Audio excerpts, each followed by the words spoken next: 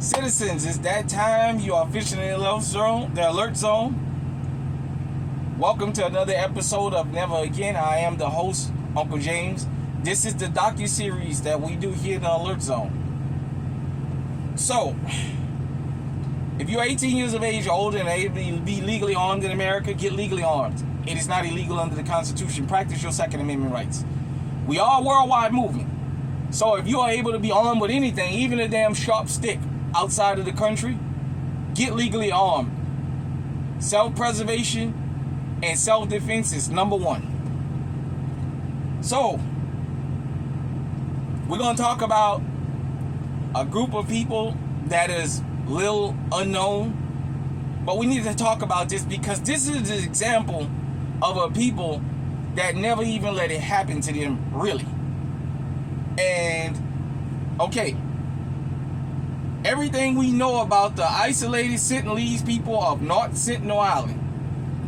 Excuse me, for those of you who don't know, outside of the country of India, there's an island called Sentinel Island, North Sentinel Island. Let's go into detail about these people. The death of an American tourist who illegally visited the isolated North Sentinel Island has drawn the world's attention to the small island's reclusive inhabitants. They're one of the few mostly uncontacted groups left in the world, and they owe that isolation partly to geography. North Sentinel is a small island off the main shipping route surrounded by a shallow reef with no natural harbors. Partly to protective laws enforced by the Indian government and partly to their own fierce defense of their home and their privacy. But they're not entirely uncontacted. Over the last 200 years, outsiders have visited the islands several times, and it often ended badly for both sides. Okay, who are the Sentinelese?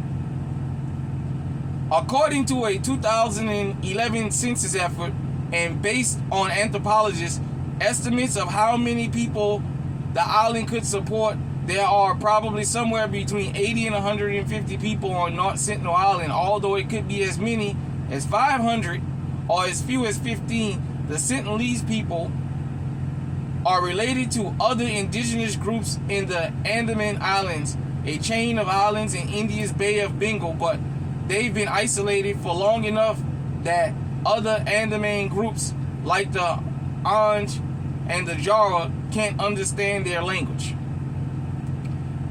Based on a single visit to Sentinelese Island, to a Sentinelese village in 1967, we know that they live in lean-to huts with slanted roofs. Panda described a group of huts built facing one another with a carefully tended fire outside each one. We know that they build small, narrow outrigger canoes which they maneuver with long poles in the relatively shallow, calm waters inside the reef. From those canoes, the Sentinelese fish and harvest crabs. They're hunter-gatherers, and if their lifestyle is anything like that of the related Andamese people, they probably live on fruits and tubers that grow wild on the island, eggs from seagulls or turtles, and small game like wild pigs or birds. They carry bows and arrows as well as spears and knives, and unwelcome visitors have learned to respect their skill with all of the above. Many of those tools and weapons are tipped with iron, which the Sentinelese probably find washed ashore and work to suit their needs. The Sentinelese people weave mesh baskets, and they use wooden adzes tipped with iron. Salvage crews anchored near the island in the mid-1990s described bonfires on the beach at night and the sounds of people singing. But so far, none of the Sentinelese language is known to outsiders. Anthropologists usually make a point to refer to the people by the name used for themselves, but no one outside of North Sentinel Island actually knows what the Sentinelese call themselves, let alone how to greet them or ask them their view on the world and their role in it really looks like. what we know for sure is they don't care much for company, and they've expressed clearly that even without a common language. So it's saying they don't like outsiders. Why don't the Sentinelese like visitors? Here we go. One night in 1771, an East Indian Company vessel sailed past Sentinel Island and saw lights gleaming on the shore, but the ship was on a hydrographic survey mission and had no reason to stop. So the Sentinelese remained undisturbed for nearly a century until an Indian merchant ship called the Nineveh ran aground on the reef. 86 passengers and 20 crew managed to swim and splash their way to the beach. They huddled there for 3 days before the Sentinelese eventually decided the intruders had overstayed their welcome. A point they made with bows and arrows and iron-tip arrows. Western history only records the Nineveh side of the encounter, but it's interesting to speculate on what might have been happening in Sentinelese villages behind the scenes. Was there a debate about how to handle these newcomers? Did the shipwreck victims cross a boundary or violate a law unknown to them, prompting Sentinelese to respond, or did it just take them 3 days to decide what to do? The Nineveh's passengers and crew responded with sticks and stones, and the two sides formed an uneasy detonate until a Royal Navy vessel arrived to rescue the shipwreck survivors. While they were in the neighborhood, the British decided to declare Sentinel Island part of Britain's colonial holdings, a decision which really mattered only to the British until 1880. That's when a young Royal Navy officer named Maurice Vital Portman took charge of the Andaman and Nicobar colony. Portman fancied himself an anthropologist, and in 1880 he landed on North Sentinel Island with a large party of naval officers, convicts from the penal colony and Great Andaman Island, and the Andamese trackers. They found only hastily abandoned villages. The people seemed to have seen the intruders coming and fled to hiding places further inland. But one elderly couple and 4 children must have lagged behind, and Portman and his search party captured them and carried them off to Port Blair, the colonial capital of South Andaman Island. Soon all of the 6 kidnapped Sentinelese became desperately sick, and the elderly couple died in Port Blair. Portman somehow decided it was a good idea to drop off the 4 sick children on the beach of North Sentinel Island along with a small pile of gifts. We have no way to know whether the children spread their illness to the rest of the people or what its impact might have been. But the experience definitely did not leave the Sentinelese with warm, fuzzy feeling toward foreign visitors. In 1896, an escaped convict tried to flee the Great Andaman Island penal colony on a makeshift raft. In an excellent illustration of the concept of out of frying pan into the fire, he washed ashore on North Sentinel Island. A colony search party found his remains a few days later, full of wounds, his throat cut. The British wisely decided to leave the Sentinelese in peace, and at least for the next century or so. Is it possible for these people to make friends? 100 years after the wreck of the Nineveh, a team of anthropologists led by Trinik Nath Pendit, working under the auspices of the Indian government, landed on North Sentinel Island. Like Portman, they found only hastily abandoned huts. The people had fled so quickly that they left the fires still lit outside their homes. Pandit and his team left gifts, bolts of cloth, candy, and plastic buckets. But naval officers and Indian police accompanying Pandit also stole from Sentinelese, taking bows, arrows, baskets, and other items from their unguarded homes despite the anthropologists' protests. Still not a great showing for the outside world. Meanwhile, North Sentinel Island had been in a state of legal limbo since India gained its independence in 1947. In 1970, India claimed the isolated island, and a survey dropped a stone tablet on the beach to say there's no record of Sentinel's response. Pandit and his colleagues kept trying to make contact, mostly by pulling a dinghy onto the beach, dropping off coconut and other gifts, and beating a hasty retreat. The Sentinelese didn't care much for live pigs, which they speared and then buried in the sand, or plastic toys, which got the same treatment. But they seemed pleased with metal pots, pans, and they quickly grew very fond of coconuts, which did not grow on the island. Pandit and his colleagues delivered them by the bagful, usually with bows and arrows trained on them until they departed. 25 years passed that way with no direct contact, but Pandit thought the visitors were building up some trust. The visits were sporadic until 1981. A National Geographic film crew tagged along in 1974, and the director caught an arrow in the thigh for his trouble. The exiled King Leopold III of Belgium passed close to the island on a boat tour in 1975, and the Sentinelese warned him off with arrows. For some reason, the king was absolutely delighted by the whole thing.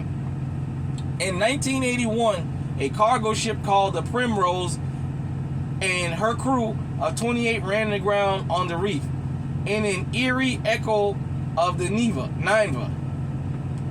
But this time, the sailors were rescued by helicopter, and later visitors to the island say that the Sentinelese seemed to have salvaged metal from the ship for their tools and weapons. For artisans used to working with scraps of metal that washed ashore, a whole ship must have been an incredible find. That same year, Pandit and his team stepped up their efforts, dropping by the island every month or two. And a decade later, a year before Pandit's retirement, the regularly and persistent paid off. One day in early 1991, a group of islanders came to the beach to collect their gifts with no weapons, just woven baskets and the adze they used to cut open coconuts. Although later encounters proved how well those adze could be used in self-defense. They ventured closely to the outsiders than ever before. Later that day, when the anthropologists returned, they found 24 Sentinelese people standing on the beach, and an interesting scene played out.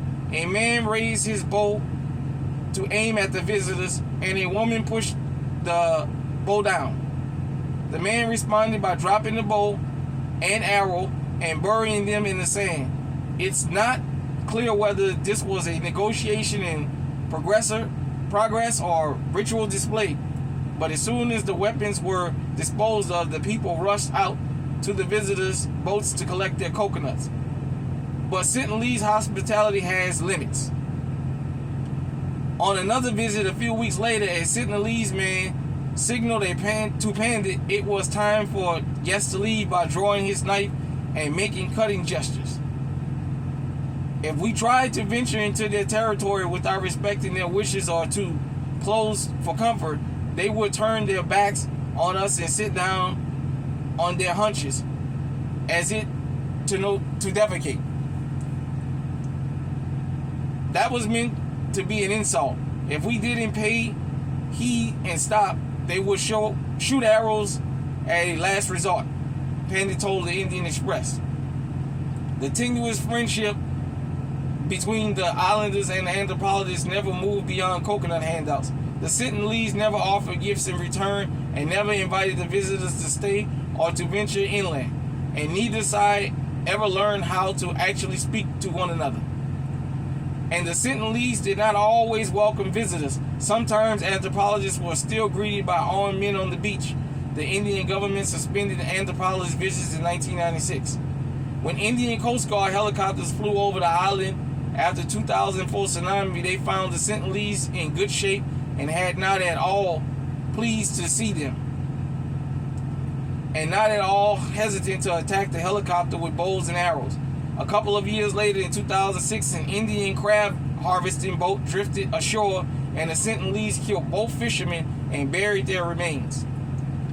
Given that history, it's not remotely surprising that the Sentinelese people saw American tourist John Allen Chow as a trespasser when he stepped onto their island earlier this month and stood on the beach singing hymns. They chased him twice, but when he ventured ashore the third time, they're believed to have killed him. Now it appears they buried his remains, and as they did in the two Indian fishermen in 2006, the Indian government has now called off the search for Chow's body, citing danger to both personnel and Sentinelese people. The incident has sparked discussion about protections for a relatively uncontacted group like the Sentinelese. Pandit has advocated leaving them be. According to now retired anthropologists, the Sentinelese have made it clear they don't want contact and are doing just fine on their own. Indian officials continue to visit the islands for a periodic census. At least one was in 2011. So, the North Sentinel people, for those of you who've never heard of them,